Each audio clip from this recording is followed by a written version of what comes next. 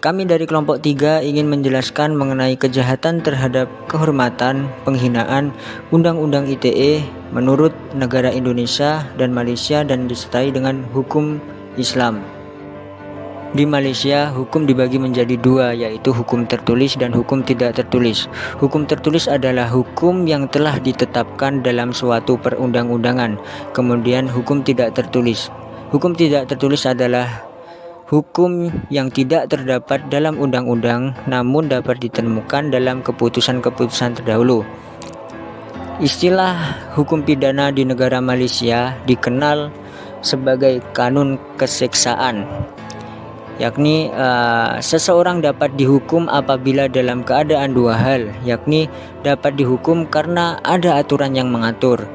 Kedua, hakim bisa menjatuhi hukuman di luar KUHP, yakni maksudnya apabila terdapat perbuatan yang dimana perbuatan tersebut tidak diatur dalam peraturan, namun perbuatan tersebut adalah suatu perbuatan pidana atau perbuatan menyimpang, maka hakim bisa menjatuhi hukuman.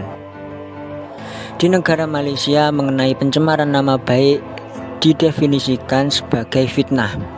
Fitnah merupakan satu bentuk komunikasi kepada satu pihak atau lebih yang bertujuan untuk memberikan stigma negatif atas sesuatu peristiwa yang dilakukan oleh pihak lain yang berdasarkan atas fakta palsu yang dipengaruhi oleh sifat penghormatan buruk sangka, obsesi atau menjatuhkan reputasi seseorang atau satu pihak.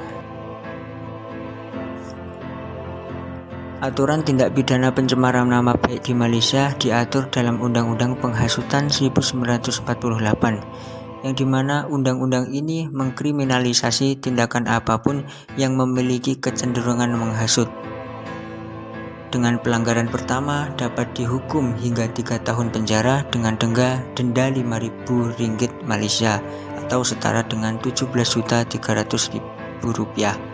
Kemudian diatur dalam Kitab Undang-Undang Hukum Pidana Malaysia atau Penal Code dalam pasal 499, yang dimana pasal 499 ini terdapat unsur-unsur yang terkandung di dalamnya, yakni adanya kata-kata atau pembicaraan yang dimaksud bisa dibaca atau disetujui, atau perwakilan yang nampak membuat atau menerbitkan aneka tuduhan yang serius kepada orang-orang tertentu dimaksudkan untuk mencederai atau mengetahui atau memiliki alasan untuk percaya bahwa tuduhan yang dimaksud dapat mencederai reputasi orang tertentu. Mengenai perbuatan pencemaran nama baik yang dilakukan kepada media sosial di Malaysia diatur dalam Undang-Undang Komunikasi dan Multimedia tahun 1998 pada pasal 211 ayat 1 dan 2. Pada ayat 1 dijelaskan segala bentuk perbuatan yang dilarang antara lain dapat memberikan konten yang tidak baik, cabul, palsu, mengancam dengan maksud untuk melecehkan, menyalahgunakan, atau melecehkan siapapun. Kemudian pada ayat 2 dijelaskan mengenai ancamannya, dengan diancam pidana denda tidak lebih dari Rp50.000 atau pidana kurungan paling lama 1 tahun atau keduanya, dan denda lebih lanjut Rp1.000 untuk masing-masing hari atau bagian dari pelanggaran berlanjut setelah hukuman. Tindak pidana penghinaan terbagi menjadi beberapa kelompok. Yang pertama yaitu pasal 310 mengenai pencemaran nama baik, pasal 311 mengenai fitnah, pasal 315 mengenai penghinaan dengan, pasal 207 sampai 208 mengenai penghinaan terhadap badan resmi. Kejahatan terhadap kehormatan dan penghinaan menurut hukum positif Indonesia diatur dalam pasal 310 KUHP, di mana dalam pasal tersebut terdiri dari 3 ayat. Pada ayat pertama dan ayat kedua mengatur mengenai pencemaran tertulis, bahwasanya kejahatan terhadap nama baik atau penghinaan yang dimaksud dalam pasal 310 KUHP, yaitu perbuatan tersebut harus mengandung unsur-unsur sebagai berikut. Yang pertama, dilakukan secara sengaja. Yang kedua, yang menyerang kehormatan orang lain. Yang ketiga, perbuatan tersebut dilakukan dengan menuduh melakukan suatu hal. Dan yang keempat, dilakukan dengan menyiarkan perbuatan tuduhan tersebut supaya diketahui oleh umum. Jika perbuatan tersebut memenuhi unsur-unsur tersebut, maka pelaku dapat dikenai pidana penjara atau pidana denda. Sedangkan pada ayat ketiga, terdapat pengecualian bahwa apabila perbuatan tuduhan tersebut mempunyai kenyataan yang benar atau fakta, maka perbuatan tersebut tidak dapat dikenai pasal ini. Selanjutnya yaitu fitnah. Perbedaan antara kejahatan fitnah dengan kejahatan penghinaan atau pencemaran nama baik terletak pada ancaman hukumannya. Jika kejahatan penghinaan diancam pidana penjara paling lama 9 bulan atau denda paling banyak Rp300, sedangkan untuk kejahatan fitnah dapat diancam pidana penjara paling lama 4 tahun. Adapun beberapa unsur-unsur kejahatan fitnah, yang pertama yaitu seseorang yang melakukan perbuatan tersebut dengan menista atau menista dengan tertulis. Yang kedua, melakukan perbuatan tuduhan tersebut dengan sengaja meskipun diketahuinya kenyataannya tidak benar.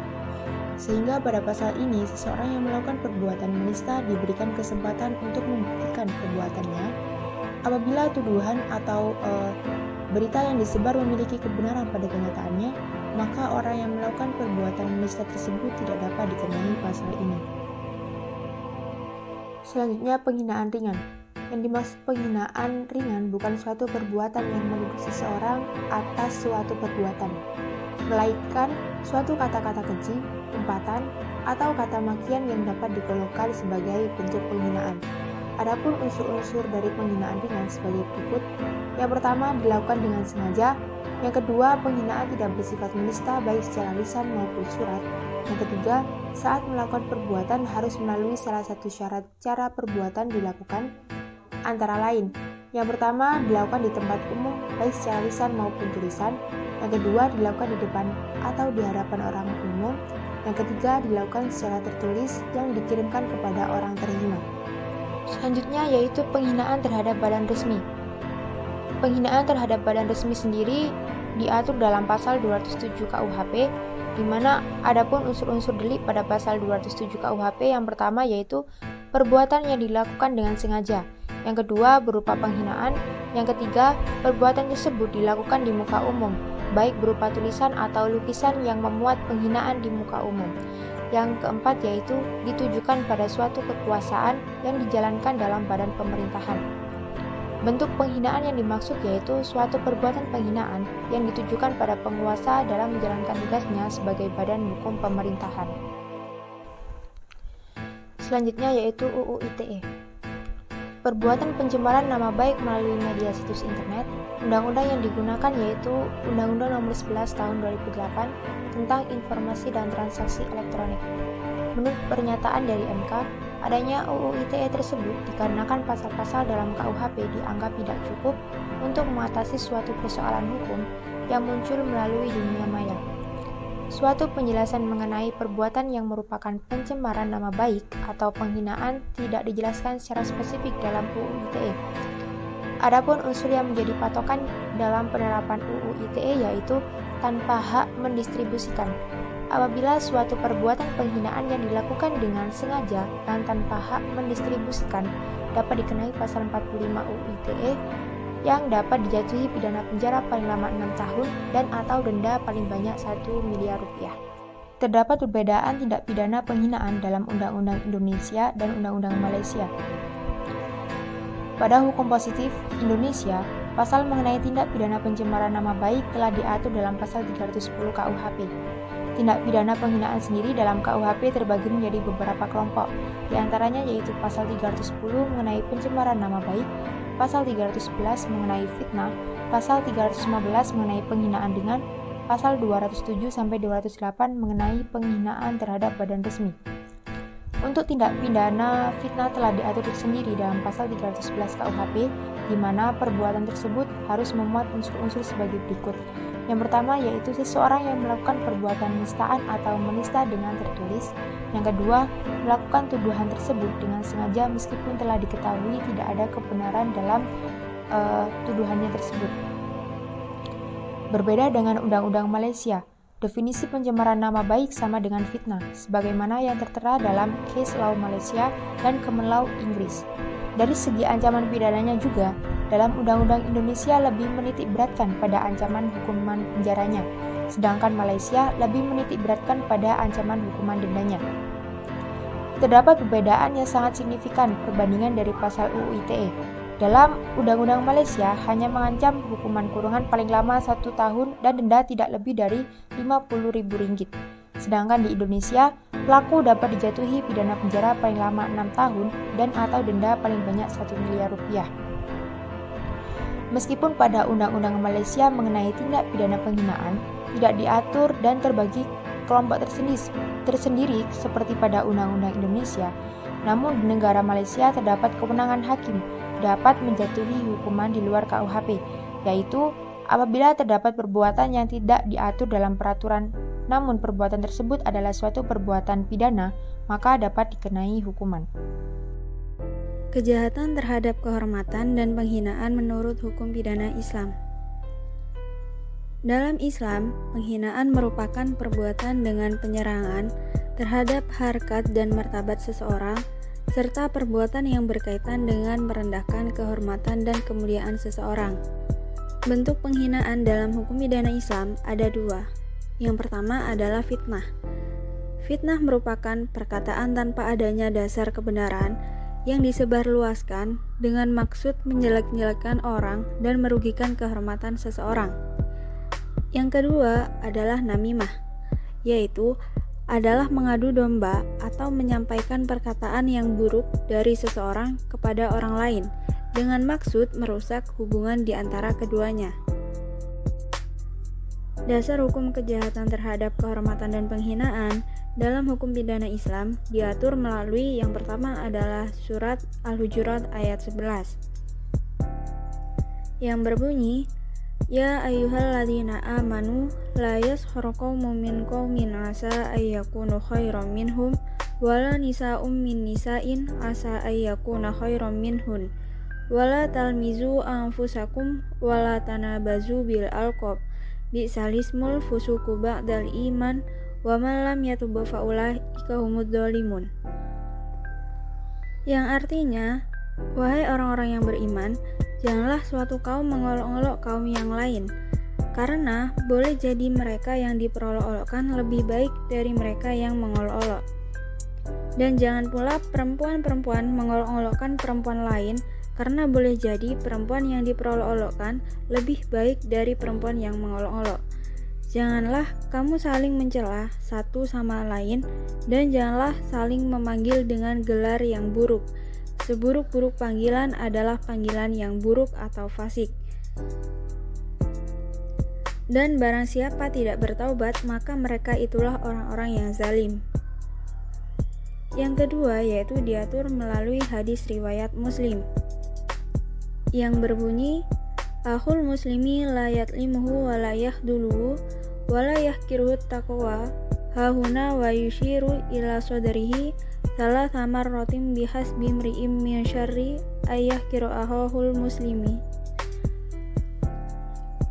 Kullul muslimi ala muslimi haramun damuhu wa maluhu wa irduhu. Yang artinya, muslim yang satu dengan muslim yang lainnya adalah bersaudara, tidak boleh menyakiti, merendahkan ataupun menghina. Takwa itu ada di sini. Rasulullah menunjuk dadanya. Beliau mengucapkan sebanyak 3 kali, seseorang dianggap telah berbuat jahat apabila ia menghina saudaranya sesama muslim. Unsur-unsur kejahatan terhadap kehormatan dan penghinaan dalam hukum pidana Islam yang pertama adalah unsur formil, yaitu adanya nas yang menyatakan bahwa perbuatan yang dilakukan merupakan perbuatan yang dilarang dan dapat dijatuhi hukuman. Dasar dari larangan tersebut yaitu Quran Surat Al-Hujurat ayat 11 dan hadis riwayat Muslim. Berikutnya unsur material, yaitu adanya perilaku yang membentuk tindak pidana atau adanya perbuatan yang bersifat melawan hukum. Dalam hal ini, kejahatan terhadap kehormatan dan penghinaan seseorang merupakan perbuatan yang bertentangan dengan anjuran syariat Islam, sehingga perbuatan fitnah dan namimah termasuk perbuatan yang melawan hukum. Dan yang berikutnya adalah unsur moral, yaitu pembuat adalah orang yang mukhalaf. Orang mukhalaf adalah orang yang dapat dimintai pertanggungjawaban terhadap jarimah yang diperbuatnya, atau biasa disebut dengan cakap hukum. Hukuman bagi pelaku kejahatan terhadap kehormatan dan penghinaan dalam hukum pidana Islam yaitu diklasifikasikan dalam jarimah ta'zir, dan pelakunya dikenakan sanksi ta'zir. Sanksi ta'zir sendiri merupakan hukuman yang tidak ditetapkan dalam nas terkait dengan perbuatan pidana atau delik yang dilakukan. Artinya, hukuman tersebut belum ditentukan oleh syara. Dengan kata lain, hakim atau penguasa yang berhak menentukan hukumannya. Dan hukuman tersebut disesuaikan dengan besar kecilnya kejahatan yang dilakukan oleh pelaku. Kejahatan penghinaan dan kehormatan dapat digolongkan pula dalam jarimah khozaf. Apabila seseorang menuduh perempuan yang baik-baik atau muhsonat berzina, kemudian mereka tidak dapat membuktikan kebenaran tuduhan mereka dengan mendatangkan 4 orang saksi yang adil yang menyaksikan dan melihat sendiri dengan mata kepala mereka perbuatan zina itu. Maka hukuman untuk mereka ialah didera 80 kali, karena mereka itu telah membuat malu dan merusak nama baik orang yang dituduh. Unsur-unsur dari jarimah khozaf yang pertama adalah menuduh zina. Yang kedua, orang yang dituduh adalah orang yang muhsonat. Dan yang ketiga, adanya perbuatan yang melawan hukum. Hukuman yang diberikan yaitu jilid atau dera sebanyak 80 kali. Hukuman ini merupakan hukuman had, yaitu hukuman yang sudah ditetapkan oleh syara. Dasar hukumnya adalah Quran Surat An-Nur ayat 4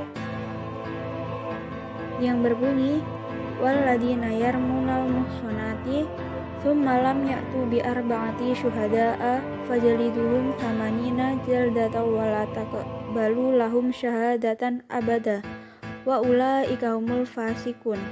Yang artinya, orang-orang yang menuduh berzina terhadap perempuan yang baik-baik dan mereka tidak mendatangkan 4 orang saksi, maka deralah mereka, para penuduh itu, 80 kali. Dan janganlah kamu menerima kesaksian mereka untuk selama-lamanya. Mereka itulah orang-orang yang fasik.